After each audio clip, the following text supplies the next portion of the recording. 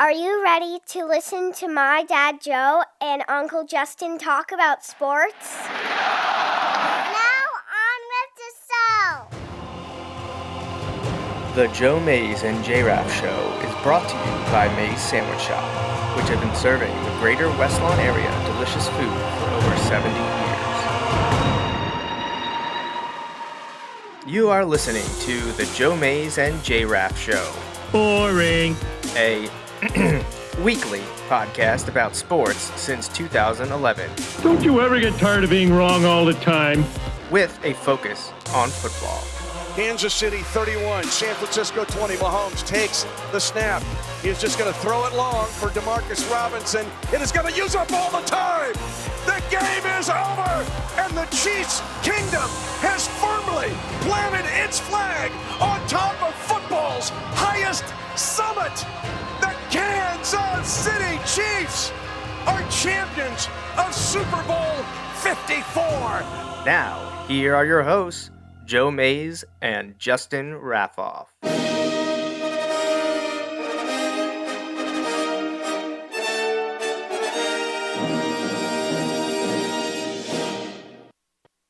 Attention parents and coaches. Do you wish you had a safe social media platform for your youth athletes? Fortunately for you, there's a revolutionary new app that helps with just that. Introducing Small Player, Big Play. Small Player Big Play app provides young athletes, parents, and coaches a user-friendly sports social media platform. The app allows users to connect with friends, make new friends, create groups, text, chat, and post pictures and videos of you and your teammates participating in your favorite sport or activity. To begin, users can simply download and sign up for the app using an email account. Younger users have the ability to sign up using their smartphone and a parent's email address.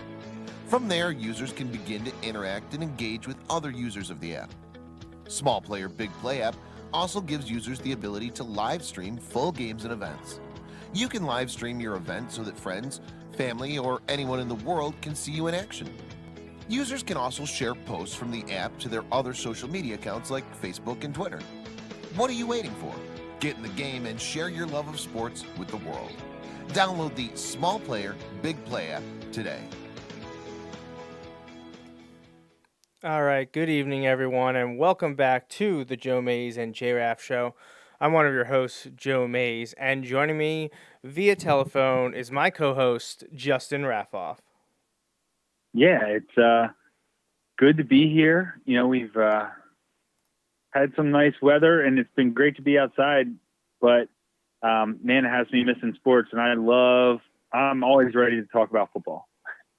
Oh, yeah, and we're going to be continuing our 2020 NFL preview here this evening, talking about the NFC South. We do this little back and forth between the conferences, rotating through the compass direction divisions. We always start out west, and this week, we're on number 3 of 8. So we are done with the NFC and AFC West. We're on the NFC South. So Saints, Buccaneers, Panthers, and Falcons all on the docket this evening. I do want to mention a quick thank you to Small Player Big Play for sponsoring the show, as well as Mays Sandwich Shop, as always. And speaking of Mays Sandwich Shop, we have an email to the Mays Sandwich Shop inbox, and that would be from my uncle, Rich, the New England fan.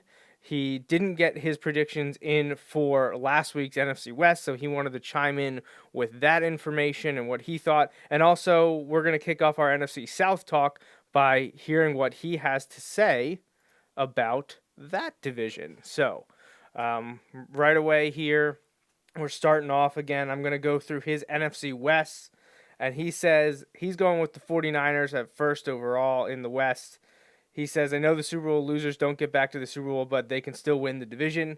He has Seattle in second, the ever-improving Cardinals in third, and the Rams in fourth. So not a huge difference in opinion. I think it sounds to me like he likes those top 3 teams. He's down on the Rams. He still thinks Niners are top, Seattle second, and the Cardinals third. Very, very similar to what you and I had, Justin.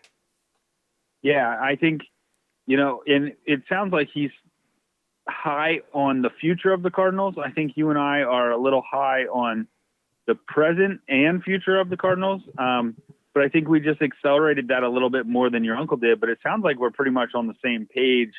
You know, I know we talked about, we think the Niners will slip up a little bit, but I don't think either one of us would be like hugely surprised if they put together basically off of that defensive front. Like that defensive front is good enough to keep them in a lot of games.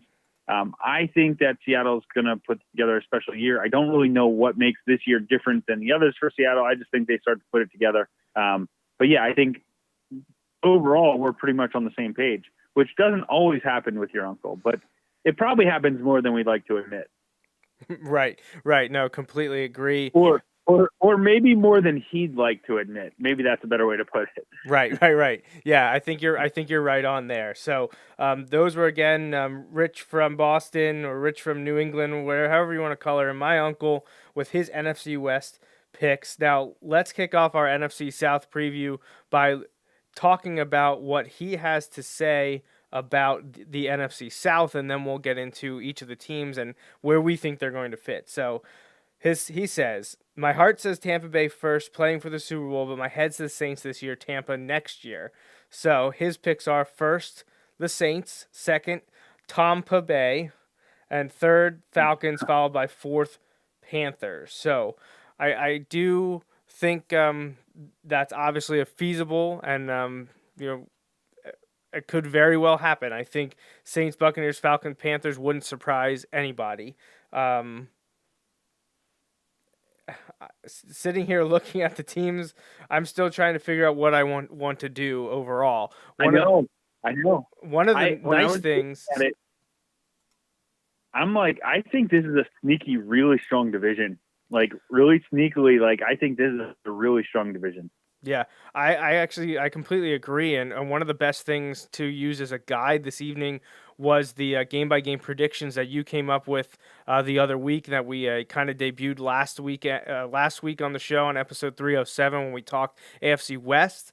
Looking at my predictions using your application for the NFC South, I see a very strong and pretty even division. Looking back to last year, the Panthers were fourth last year. They were, I believe, 5-11. The Falcons the Buccaneers and Falcons both were 7-9 last year, and then the Saints were 13-3. So, the 6 wins separated first and second place last year. I don't see that being the case this year, but I'm not necessarily sure it's because the Saints have gotten worse. It's just I think the teams have gotten better, or I expect more from them this season. So without spoiling anything, why don't we jump right in? And I believe it is, Justin, your turn. You're on the hot seat first with the NFC divisions. So who is your fourth place team in the NFC South in 2020? Okay, so my fourth place team, and again, I've been wrong on these a couple times already, but like in terms of predicting what you are going to do. But I think we are going to be the same here. Not to like take it away from your pick, and you don't have to answer me right away as to whether it's the same or not, but I'm going with the Panthers in fourth place. In the game-by-game predictions, I had them really low. Like I said, I'm using that more as a just guide as to like see, like tally it up. I don't necessarily think that is actually how it's going to go, as you can tell, because we oftentimes talk about game-by-game predictions as the season's going on, and I'm not that accurate. So as you can tell, I don't know that my game-by-game predictions will be perfectly, actually, I know they won't be, but I had the Panthers down there because I'm not real confident. I know they're unsettled at quarterback. Well, kind of. The production is kind of up in the air at quarterback. That's the way I'll kind of put it. I think they could have some upside there. I think I like the Matt Rule hire. Part of me is like, if the guy can get it done at Temple and the guy can get it done at Baylor, after Baylor was not in a great situation, then why should he not be able to get it done in the pros where you, in theory, have a more level playing field with your competition? I wouldn't necessarily feel that way if he was doing it at a school that would have had the advantages, but Temple doesn't really have big advantages when it comes to football. Baylor at the time especially did not have big advantages when it came to football. So the fact that Matt Rule could get it done at those places in those times makes me really confident that I think he's going to get them to where they need to be. And I think the Ron Rivera thing kind of ran its course almost like Andy Reid in Philly. I think he's the right guy. I think they loved him. I think it was just time for a change there. And so it didn't really surprise me that he left. I wasn't real pleased that he went to the Redskins. But I just think the Panthers, and it's interesting because, I mean, I'm not talking about overall for their career, obviously, but you could argue that the best player right now in the division is Christian McCaffrey, and he plays for the Panthers, but I have him on the worst placed team in the division. Now that's kind of glossing over Brady and Breeze, but at this point in their careers, while they're very good, I think, right. He's the young gun, up and coming breakout season last year. Right. So, I mean, that's kind of where I am right now. Again, I'm going to put them. You said they won 5 games last year. Yeah, they were 5-11. And then the wheels fell off. I'm going to put them at 4 wins. I don't think they're going to win very many. I think the division is really strong. I don't see them as very strong yet, but I think Matt Rule is going to get them going in the right direction. It wouldn't surprise me if they do much better in the second half of the year, especially when you look at the craziness that has occurred. This is like a nightmare scenario for a new coach. You know what I mean? And especially new to the NFL, because you have nothing really in place, and all of a sudden, you've got an off season of pure chaos. So, I think Matt Rule's going to get it right there. I think it's going to take some time, though. I can't say I disagree with you at all, because I have the Panthers in 4th place, so we completely agree on that. They were 5-11 last year. I don't, despite what I may have entered in your week by week analysis, I don't think they're better than 5-11, and I just think there was too much to overcome. They were 5-11 a year ago. Are they better on paper now than they were a year ago? I think it's tough to argue that they are, but there are a lot of areas that I think could end up being better, which is why maybe I was a little bit more bullish on them than I expected. I predicted them in the week-by-week analysis to win 7, but I think I'm going to pull back on that and sit right there again at 5-11. I think they'll have some success, but they'll have their growing pains, and you mentioned it. Matt Rule coming in, his first head coaching job in the professional leagues. He did very well at Temple and Baylor, and they're not exactly historically strong programs, although Baylor had their moments a few years ago before issues sprung up off the field. But still, to be able to do what he did at both those places shows that he has some, chops of being the top guy, and he's surrounded himself with some assistants and players from his days at both of those higher level collegiate stops. And they brought in Teddy Bridgewater to be their guy. He played very well in the relief of Drew Brees in New Orleans last year. He was a high round draft pick. I mean, a while ago now. It's amazing how long Bridgewater's been in the league, but when the Vikings took him at the end of the first round back in, I want to say 2014, he was kind of the heir apparent there, and then he went through that gruesome knee injury and missed 2 years because of it. He ends up down in New Orleans for a couple seasons, and people are still pretty high on him, and this is a great opportunity for him. And it's that's the only reason I give pause to it, because I'm like, while I don't think they're that great, and I don't know that again, it's tough because I feel like they've got the best individual weapon in McCaffrey, but I just don't know that they're going to get it done offensively. And didn't they draft every player they drafted was defensive, right? I believe so, and that was one of the points I wanted to make. Yes, they went tackle, end, safety, cornerback, safety, tackle, cornerback, all defensive. And they had a very strong draft, especially at the top, very much like their first three selections. At 7th overall, Derrick Brown, big tackle out of Auburn. He's going to slot right in there with Kawan Short, who's always been a great player and probably a little bit underrated, but a solid player to have right there in the middle of your defense.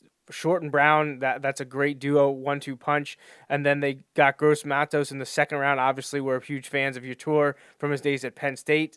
They're pairing him with Brian Burns, and a nice rotation at defensive end. So I think their defensive line, which was one of the major reasons, nearly over 15 years ago, while they were really strong in the early mid-2000s, is the strength of their defensive line way back when, and they're kind of getting that going again now. And then late in the second round, pick 64, they got small school safety Jeremy Chin from Southern Illinois, and I thought that was a wonderful pick because the secondary is where they could use some helps. They also recently signed Eli Apple.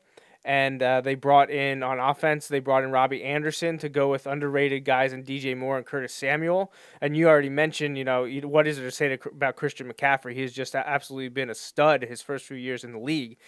Maybe not as strong at tight end, and I don't know a ton about their offensive line. They got the Ole Miss Greg Little there at one of the tackles and Russell Acuna at the other side. Not very familiar with their interior guys. I know the names. I just don't know who slots in where and what the depth chart is like in Tyler Larson, Matt Paradis, Chris Reed, and Michael Schofield. I may be even missing a guy there. But on paper, I don't think it's an awful group. But it all comes down to quarterback play. And while I'm a fan of Teddy Bridgewater, when you're in the division you're in, it's tough to say that he's not at the bottom of the rung just because of what's in front of him. I mean, by no means do I think Teddy Bridgewater is a bottom, third of the league quarterback. I don't think he's, 20 to 32. He's a top 20, top 15 guy possibly. But you're also in a division with quarterbacks by the name of Brady Breeze and Ryan. It's not exactly it's a little bit of a murderer's row there. Right. And I don't mean this as a personal knock, but for example, if you were to put him in and compare him to AFC East quarterbacks, for example, and I only say this as a preface of Tua hasn't played yet, you know what I mean? But just, if you're putting in Fitzmagic there in Miami, you could argue that he's maybe the top quarterback in the AFC, if he was in the AFC East. But in the NFC South, I think right now, I'd have to put him in the same spot. I'd have to put him at 4 right now. Right. And context and location are everything, and he just doesn't have it in the NFC South right now. Now, check back in 2 years. Things could be massively different if we would see Brady, Breeze, and even Ryan hang it up or move on. So all of a sudden, if they, bought low on Bridgewater, which I'm not necessarily sure that they did based on the contract, I think they think that he's a pretty good option to be there for a number of years. 2 years from now, they could be entering 2022. He could be the top quarterback in the NFC South. So, you're at the first year of Matt Rule's rule. And, let's see how things go. They could be set up well for the future if they continue to draft well, which I think they did this offseason. So while I have them and you have them going, about 4 wins, maybe 5 wins, a duplicate of last year, I think Carolina is the worst team in the NFC South, but I think they have a bright future in front of them as long as the Bridgewater acquisition works out. All right, so who's going to be my number 3? Who am I going to put in third? It's a really tough call because months ago, I believe way before the draft, I think before free agency, this may have been, honestly, this could have even been before the Super Bowl. I don't remember when it was, but I remember saying that I thought the Atlanta Falcons would, I don't remember if I said win the division or just make the playoffs, but I had them as a bounce back team. They went 7-9 this past year, but they had an awful start. I believe they started, was it 1-8 or 1-7? It was very, very bad. Let's see if they were 1-7 entering their bye week. Things were not looking good. And then they won 6 of their next 8, including over the 49ers, the Buccaneers to end the year, the Saints coming out of the bye. So they were very good in the second half of the year, and I just thought things were going in the right direction for the Falcons. But looking at the acquisitions that have happened since then, and just I feel like I can't go against Drew Brees. The Saints have to be there. Unfortunately, and it doesn't rule them out of the playoffs because, especially with that extra wild card team, but I do have the Falcons finishing third now when all is said and done. I really wanted to get them into the top 2, but I feel like realistically, I don't know if that's an option. When I predicted this game by game using Justin's spreadsheet, I came up with initially 8 wins for them, but I actually, since I'm bumping the Panthers down from 7 to 5, I have 2 games to give, and I'm going to give one of those to the Falcons. So I have them improving from 7-9 in 2019 to 9-7 in 2020, and that'll put them right there on the playoff bubble. I wasn't overly impressed with their draft. I thought they reached early for the cornerback from Clemson, AJ Terrell, at 16. Not a lot stood out to me in the draft at all. So that was a little bit of a downer because I really thought the Falcons could make some noise this season. But I've come around over the years on Matt Ryan. They've added Todd Gurley, and if he's healthy and he can prove that the Rams made a mistake, that would be absolutely huge for them. But their wide receiver group, Julio Jones, Calvin Ridley, and now they added Laquan Treadwell. And I know he didn't do a ton in Minnesota, but he has first-round pedigree and had an incredible college career. If they can get him going, watch out. That is a brutal 3-wide receiver set. Oh, and they also have Hayden Hurst now at tight end. So that was a great get to surround Matt Ryan in the twilight of his career with more offensive weapons. But I don't know, something about the way they finished last year. They were very hot. If 1 or 2 games break the other way at the beginning of the year, they would have been on the playoff bubble last season. So I just think the Falcons, maybe if they had a better offseason, especially draft, I could have given them another win or so and had them second in the division. But because of basically strides that the Bucs made and Drew Brees returning to the Saints, coupled with Atlanta failing miserably with their uniform overhaul, I just can't give them any more wins. So 9-7, third place for the Falcons in 2020. Yeah, I actually am going in the same direction there. I'm going with Atlanta number 3. I kind of in the same boat as you. I think there's a lot of pieces there, and I want to think that they're going to kind of continue some of that mojo they had the second half, or at least at the end of last year, where they got on a roll. But I feel like I don't know why. Actually, I don't know what it is about Atlanta, but I feel like the big thing for me is that I don't know that I can put them above Tampa or put them above the Saints. Like, when I look at it, you listed all those offensive weapons, and I don't know that their offense is any better than the Buccaneers in terms of the weapons, like the wideouts and things, even if you have Julio Jones first, and Calvin Ridley's incredible, like they're both really good, but you have all those wide receivers in Tampa. So I don't even know that they're the best group of wide receivers, even though it's an incredible group of wide receivers. And like you said, the Gurley thing is really interesting. And I know injuries have been an issue for the Falcons at running back, but they had running backs. They had Freeman and they had Coleman, and they couldn't get it done then. Now, you could argue they made it to the Super Bowl, but they didn't give it to the running backs when they needed to.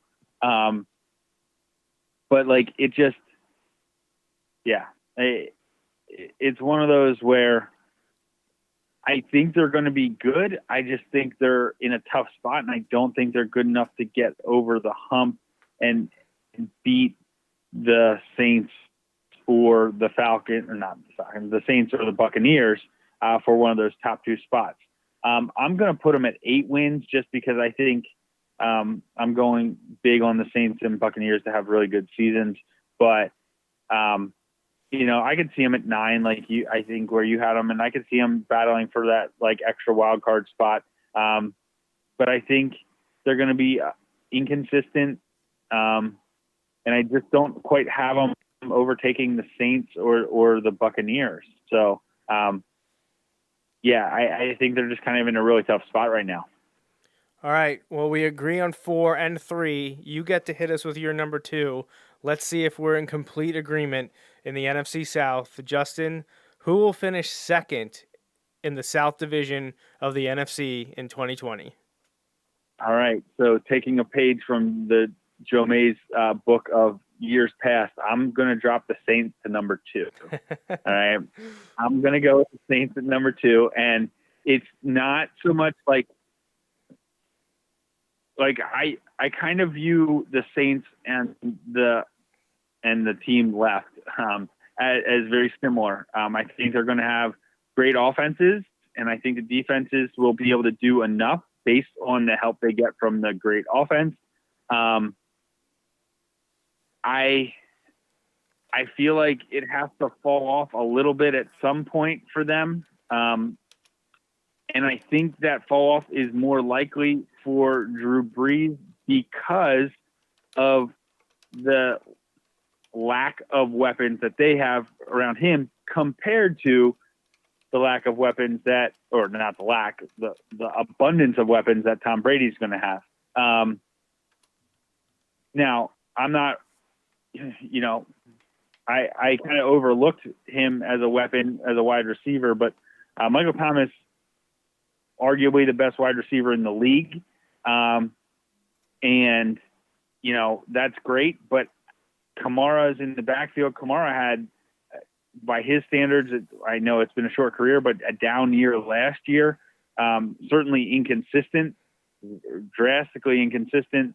And I think you're just going to see there's a heavy reliance on them.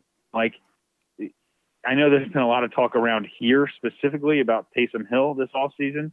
His name getting thrown around a lot because of the Jalen Hurts pick. But when Taysom Hill has to be a key part of your offense, I think that speaks more to the fact that you don't have those other guys.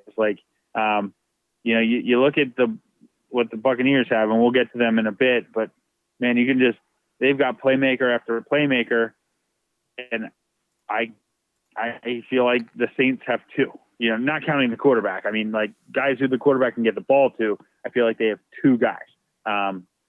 And I know that's probably discounting some guys and their performances and things like that. But if I'm stacking them up, I think the Buccaneers closed that gap. I think what was holding the Bucs back was consistent quarterback play.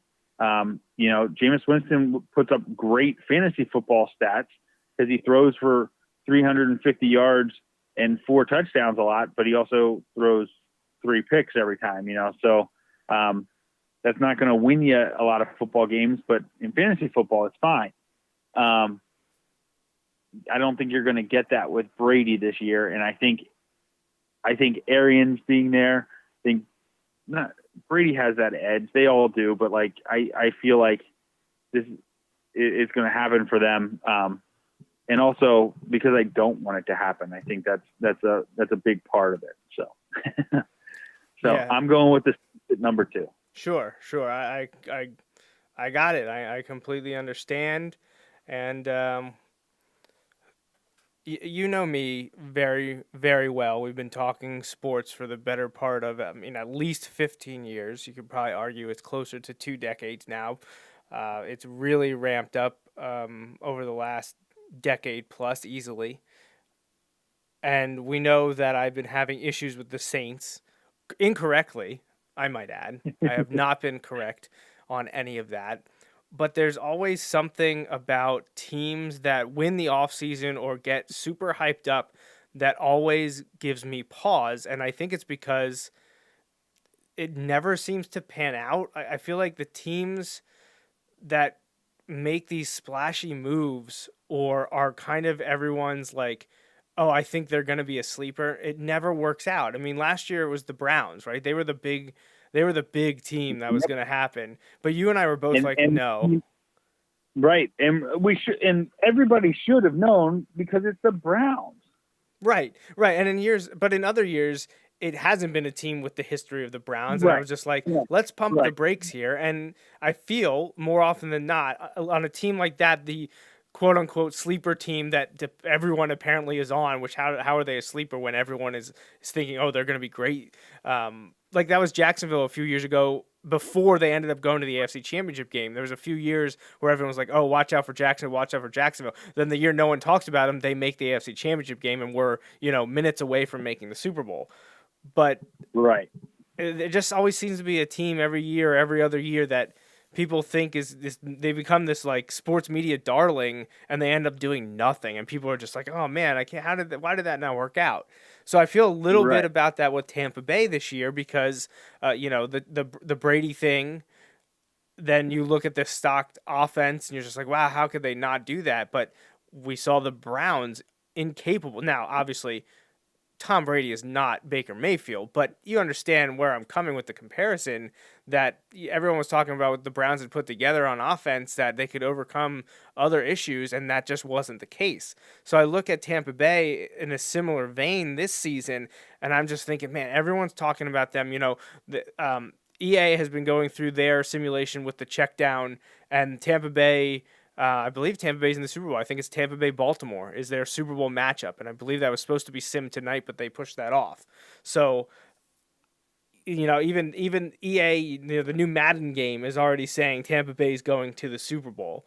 So there's a lot of heat with them, and I understand it with Brady and Gronkowski going there versus what they already had there, and a coach that everyone seems to really like, and he's been a proven winner. He did it in the desert, which is tough to do. I don't know. Tampa Bay is just a tough one. But I really can't get off the one of these years New Orleans is going to falter. So I'm putting New Orleans at number 2. I thought you convinced you were going the other way. I know. Perfect, right? I know. I have New Orleans finishing second, dropping from their 13-3 season in 2019 down to 10-6 in 2020. I don't know.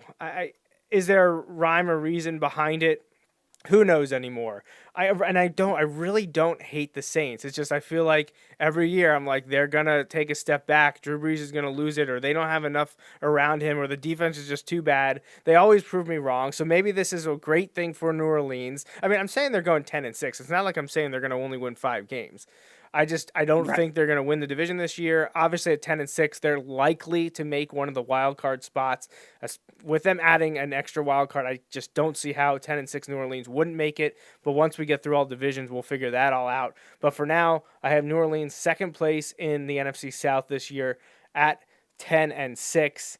Drew Brees is coming back, which is obviously a huge win for them, especially with Teddy Bridgewater gone. I don't really care what anyone says about Taysom Hill. He's not Drew Brees. So that would not have been it. If that would have been the change, if they would have lost Brees and been rolling with Taysom Hill, I definitely would have been dropping the Saints down. I'd probably put him in third or fourth, honestly, at that point. Yeah, no, I completely agree. I think Drew Brees may be worth 4 wins. Yeah. I really don't think that's a stretch at all. Now they did bring back Malcolm Jenkins after he spent plenty of years in Philadelphia, but he originally was a Saint. Of course, he is towards the end of his career. I don't know how much gas he has left in that tank. I think a great signing for them was to add Emmanuel Sanders, though. He had a great season with San Francisco, and I think he could do wonders with Drew Brees. And they have Jameis Winston in that quarterback rotation, too. I mean, what a quarterback room they have down in New Orleans now with Drew Brees, one of the best to ever do it. Taysom Hill was an amazing slash player. Jameis Winston, who has seemingly matured and has a lot of talent, but also can learn, and he's going to New Orleans to do exactly that. He checked his ego at the door and said, I want to be a quarterback in this league. I want to be a starter eventually again.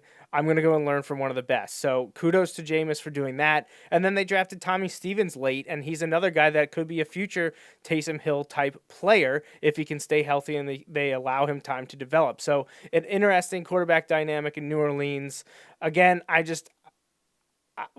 should say their draft, very, very small in players, only 4. I mentioned one of them, Tommy Stevens, in the 7th round. They had no picks in rounds 4, 5, or 6, but their first pick was a home run and one of my favorite picks of the draft, Cesar Ruiz, the center from Michigan. I desperately wanted him to go to Miami. If you guys watched our live stream of the NFL draft's first round, you heard me mention Cesar's name a couple times, hoping he would be there for the Dolphins to pick. And the Saints ultimately, I believe, traded up to get him at 24, and I was very disappointed, but I think that is a slam dunk home run pick for the Saints. And they also got an underrated pass rusher in Zach Bond from Wisconsin in the 3rd round as well. So didn't have a lot to do on draft nights a few months back, but I think they did a very good job of finding great value, when they did make a selection. So not a ton else to say about New Orleans, but they are going to be my second place team in the NFC South this season,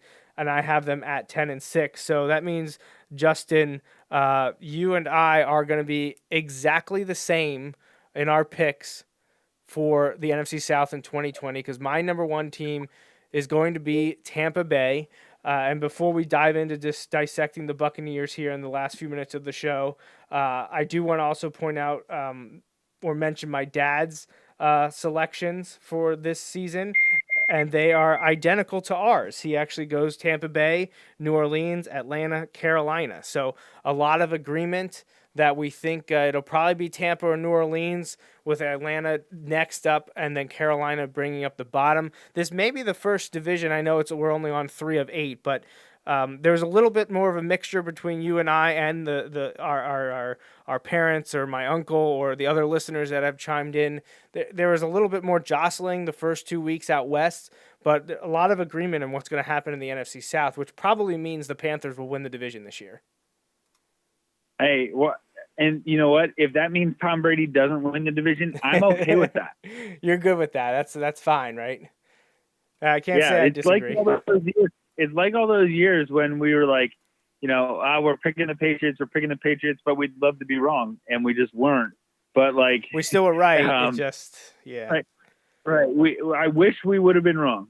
Right. Exactly. All right. So Tampa Bay, a unanimous number 1 with the 2 of us.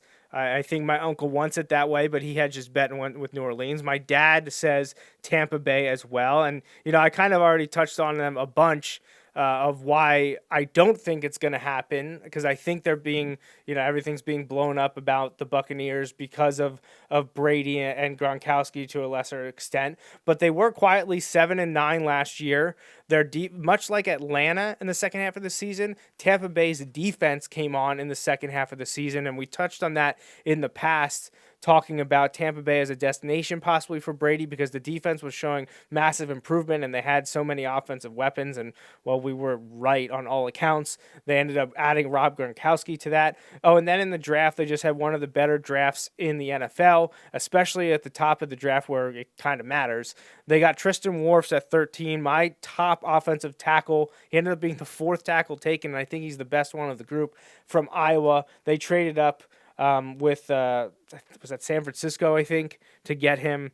Excellent pick. They can bookend him with Donovan Smith, and eventually he'll be protecting. Depending on how long Brady's down there, he only signed a 2-year contract, but Wirfs could eventually be the left tackle in Tampa Bay. Then they got one of my favorite players in the draft, safety Antoine Winfield, who terrorized Penn State last year in the defensive backfield for the Minnesota Golden Gophers. They got him at the 45th overall pick. we already know that this division is famous for bad non-pass interference calls, so Winfield should fit right in. So, I'm not that I'm still bitter. No, that is a great pick. I joke about that, but that is a fantastic pick. Yeah, when they went Wirfs, Winfield, get the Big Ten flavor down in Tampa Bay and positions that they needed and just players that I absolutely loved, and it was just killer. And I like Tampa Bay. Like we've talked about this in the past. I know, Justin, you've got a sour taste in your mouth because of what happened with the Eagles years ago, but I always was a big Buccaneer guy. Right, that's the one that you always say. That's the original Super Bowl that the Eagles should have been in with the chance to win. But I was always a Buccaneers guy. I loved Mike Allstott, John Lynch, and that group, and a variety of quarterbacks. They were doing just crazy stuff down there. Fun group. They won it with Brad Johnson. But the Bucs were so much fun, early 2000s. And, this season they're going back to essentially those uniforms, and they're welcoming in a team that has a real chance at, a division title, if not a conference title, and maybe even a Super Bowl title. We'll see what happens. But Justin and I both think they're the best team in the NFC South. Last touch on the draft before I let Justin give his 2 cents. Watch out for running back Keyshawn Vaughn from Vanderbilt. They need a running game because they've got plenty at quarterback and wide receiver and offensive line. Mike Evans, Chris Godwin, absolutely amazing 1-2 punch for them there. And then tight ends, it's amazing to me that they have Brayton Howard and we're still able to and wanted to get Gronkowski. But when you can get a generational talent like that, even if he is, at the end of his career, break Gronkowski and Howard, if they can figure out how to roll those guys out there with Evans and Godwin at the same time, I'm not really sure how you stop it. But it was in the running back, the backfield where the question marks were, because they let Peyton Barber go, but they have Ronald Jones, and adding Keyshawn Vaughn in the 3rd round, I think he's a little bit of a quiet guy that could maybe make some noise this year on a potent Tampa Bay offense. Keyshawn Vaughn, the rookie from Vanderbilt. But like I said, their defense was getting better throughout the year. I expect that to happen this year. Levante David is one of my favorites at linebacker in the NFL over the last 5+ years. And I think with a rejuvenated and reinvigorated offense, with Bruce Arians leading the way, I think their defense will continue to click like they did the last 6 to 8 weeks in 2019. And Tampa Bay, to me, first place, finishing tied with New Orleans at 10-6. Okay. I'm going to put them at like 11 wins. You hit on a lot of the pieces there. Vaughn is a great running back, and I like that you brought that up. I had him actually on my college fantasy football team last year, and he was a stud in the SEC, playing at Vanderbilt. So I like that pick for them, and I like that you pointed it out because that is a great pickup. And there might be a bit of an adjustment period there, but I think he's gonna fit in really well.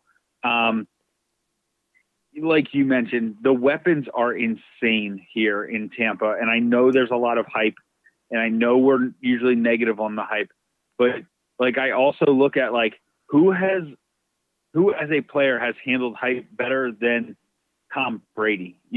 Honestly, I don't know that in football, I don't know that anyone ever has. And at least in recent years, they were picked to run away. They were picked to win the Super Bowl, basically the Super Bowl favorites every year. And they just went on and about won it one out of every 3 years or every other year kind of,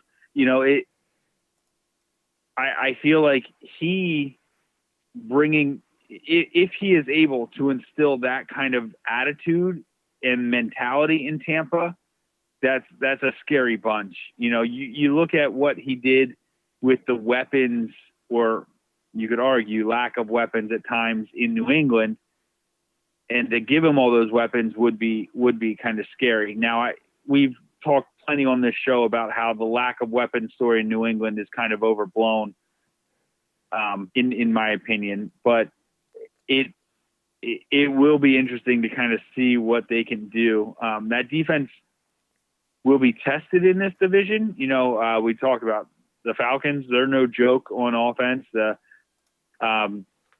Saints certainly are no joke on offense. So the defense is going to be tested, and it'll be interesting to me if things aren't clicking right away. If things aren't clicking right away in Tampa, like what kind of noise will that create? But I just, everything tells me over the last, almost 2 decades of watching Tom Brady, like I'm not betting against him. Like I'm not doing it. And I know Drew Brees is there, but I feel like with the weapons Brady has, I'm certainly not betting against him. So if I've got to pick one, which is what we're doing here, I'm picking them. And I think they're going to win 11 games, and I think they're going to be a force to be reckoned with in the NFC South. Yeah, and I completely agree with you. As much as the New England offense struggled last year, and I've been a detractor of Brady in the past, and now it's been the far, far past, because his first handful of years in the league, he was not a good fantasy quarterback. And I know that doesn't mean anything with winning on the field. They were winning, and that's all that matters if you're a fan of the team. But in terms of individual performance, Tom Brady was not the sole reason that the Patriots were winning and winning Super Bowls. It was almost after they had won, 3 and 5 years or whatever it was, 3 and 6 years, that he all of a sudden took his game to another level. And then you had him joining forces with Randy Moss, and that's when he finally really, really broke through. Up until that, he was a pedestrian fantasy, individual performing quarterback. Obviously, huge team results, but he had a breakthrough, and it really just clicked. And all of a sudden now he's, obviously one of the greatest of all time, and plenty would put him right at the top.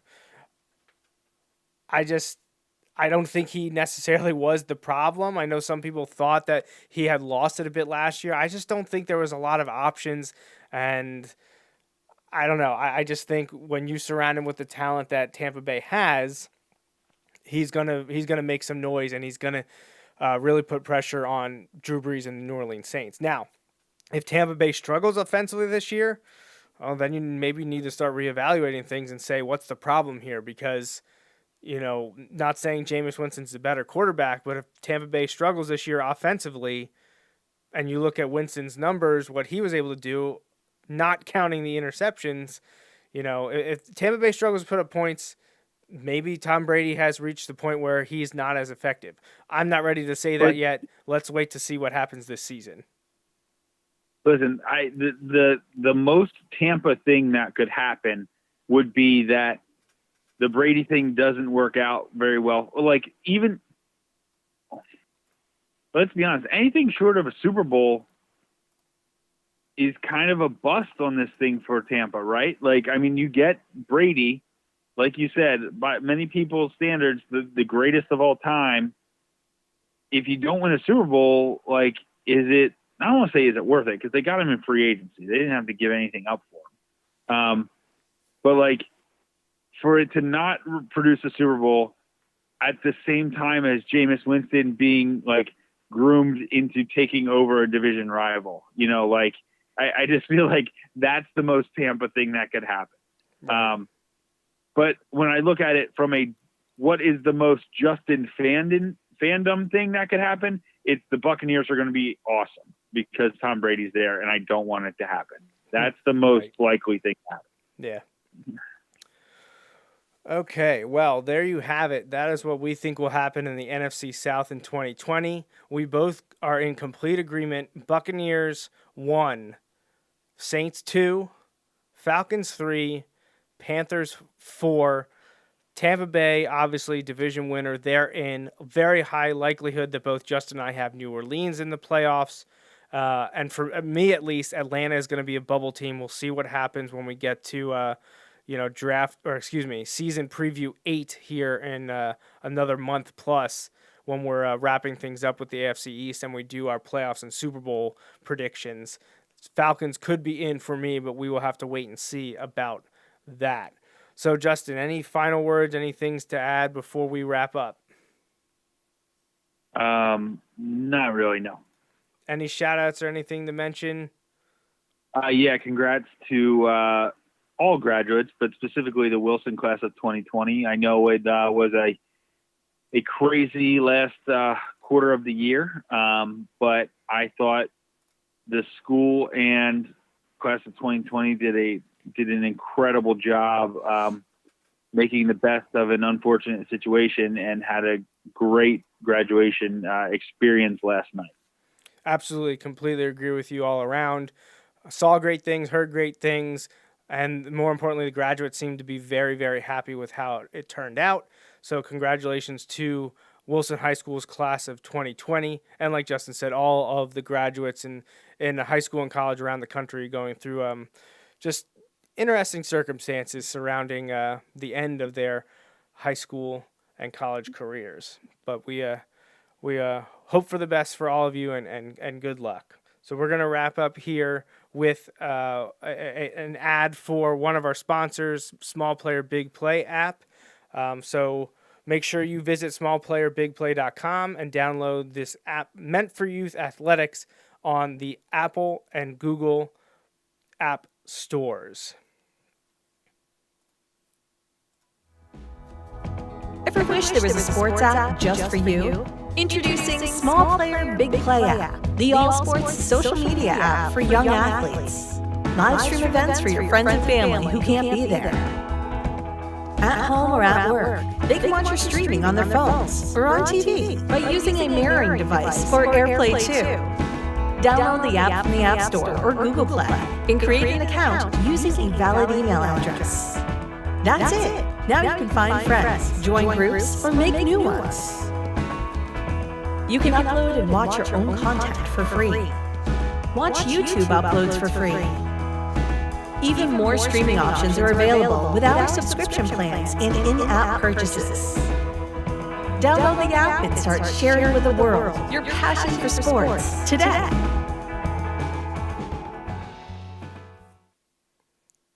All right, everyone. Thanks for tuning in to episode 308 of the Joe Mays and J-Raff show. I do want to say before I sign off, I'll say it again next Sunday, but I'll say it here as well.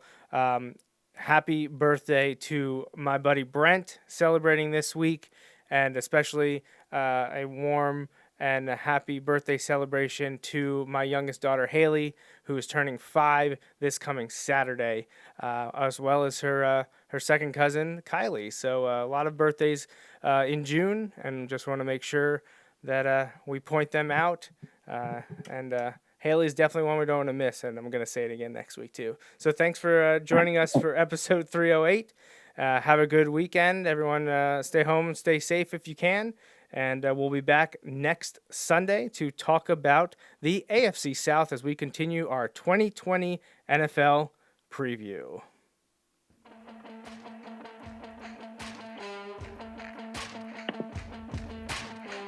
That's a wrap on this episode of the Joe Mays and J-Raff Show, brought to you by Mays Sandwich Shop. Woo-hoo! You can watch each weekly episode live on Facebook, Periscope, or YouTube. Be sure to like, follow, or subscribe to the show on Facebook, Twitter, YouTube, SoundCloud, Apple Podcasts, and Google Play. You can also rate and review us on many of these platforms as well. We'd love to hear from you. Send your emails to the Mays Sandwich Shop inbox at joemaysandjraff@gmail.com. The Joe Mays and J-Raff Show is a part of the JMNJR Radio Network, home to other productions such as the Bulldog Hour, Tangents with Friends, and Nat Chats with Dad. Until next time.